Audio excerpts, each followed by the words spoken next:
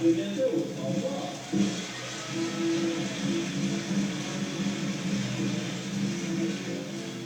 Le spectacle vient tout juste de s'achever, le public n'a pas encore complètement quitté le chapiteau, que déjà le coup de sifflet du chef monteur donne le signal.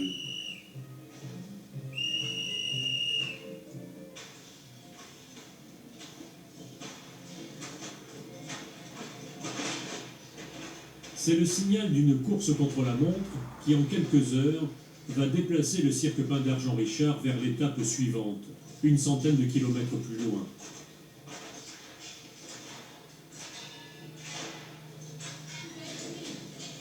Le démontage, qui commence peu avant minuit, suit un ordre immuable, et chacun y prend sa part, même les artistes qui, à peine démaquillés, viennent ranger leur matériel ou démonter les loges.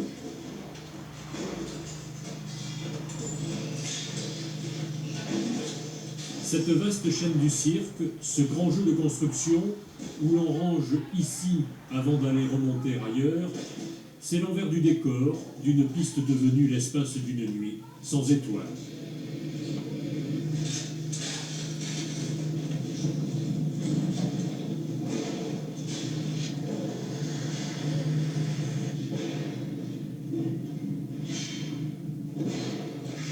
Chez Pindar, derrière chaque artiste, il y a 3 personnes. Monteurs, chauffeurs, électriciens, ce sont eux les artistes de l'ombre. Leur domaine, c'est la nuit, quand tombe le rideau et qu'il faut porter à dos d'homme 30 tonnes de gradins, 10 tonnes de mâts métalliques, de corniches et de cordages.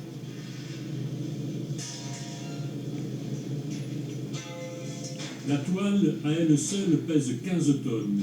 Elle tombe à son tour un peu plus d'1 heure après la fin du spectacle.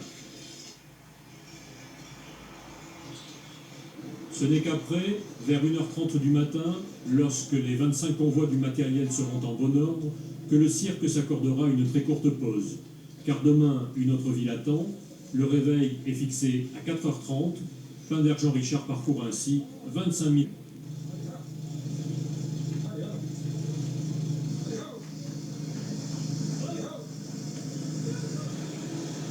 C'est un métier excessivement spécialisé d'ailleurs.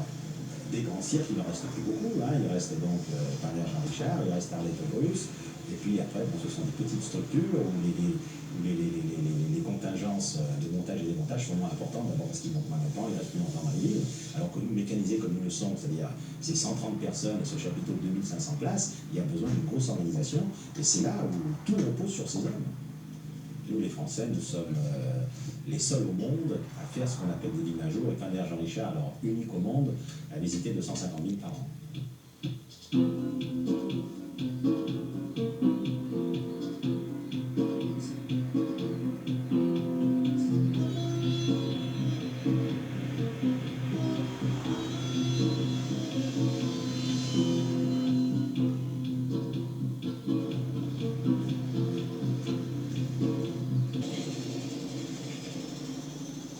6h30 du matin, c'est l'arrivée dans une nouvelle ville, une nouvelle place où viennent se ranger les 110 véhicules qui constituent le convoi. Alors que les hommes dorment encore dans les couchettes, c'est un balai aux détails parfaitement réglés qui s'organise. Il avait fallu 2 heures pour replier le chapiteau, il en faudra 3 pour le remonter. Car tout doit être prêt pour la première représentation. La matinée scolaire est à 14h30. Le montage, depuis quelques années, a été en partie mécanisé, mais il reste aux 3/4 artisanal. Fondé sur le savoir-faire des anciens, leur connaissance des différentes places, jamais les mêmes d'une ville à l'autre. Qu'il pleuve, qu'il neige, ou que le vent souffle à 90 km/h, les 4 mâts du chapiteau seront dressés, la toile déroulée et les gradins calés pour que 2500 spectateurs puissent tout à l'heure s'installer en toute sécurité. Ce métier difficile et décalé, où l'on finit par prendre la nuit pour le jour, ne suscite plus guère de vocation en France. Les monteurs et les chauffeurs de Pindar sont recrutés à 85% à Rabat ou à Varsovie. Sans eux, Pindar-Jean Richard ne pourrait plus donner ses 720 représentations annuelles et visiter plus de 200 villes différentes.